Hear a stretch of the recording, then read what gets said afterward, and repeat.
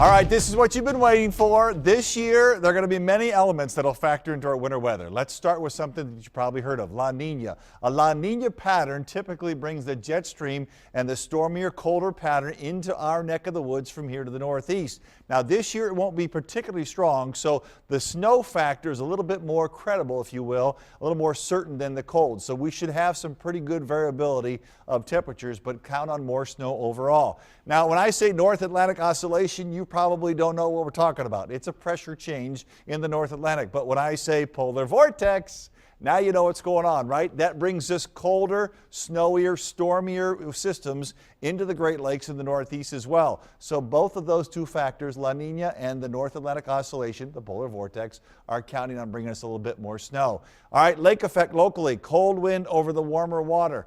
Now, when the water gets warmer, we can get stronger snow, or when the air gets colder, we can get stronger snow. But when they both happen, we're likely to have more of that. This is a graph of temperatures on Lake Michigan. This year, we're almost 6.7, almost 7 degrees Fahrenheit warmer than the last 5 years averaged together. That means heavier snow like we saw in Ann Arbor Saturday night during the football game.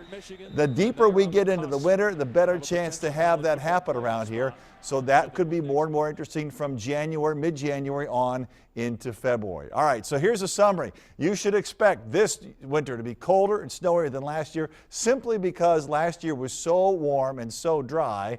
Temperatures should vary quite a bit, probably still get a January thaw, but some cold days as well. And snow amounts likely above that average number of 43 for Detroit, especially loaded into the back end of winter from mid-January, all right, and through February and March. So it's going to expect to be a little heavier overall than normal and certainly a bit more difficult to deal with than last year, simply again because last year was such a strong El Nino that we had to deal with the dry weather and the moist weather. So if you're a weather enthusiast, this is probably your year.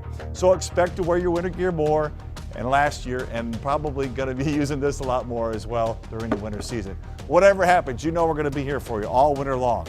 Push alerts on your phone, updates online, and of course forecasts all the time on Channel 7 TV 20 Detroit. For all of us here at 7 First Alert, have a good night.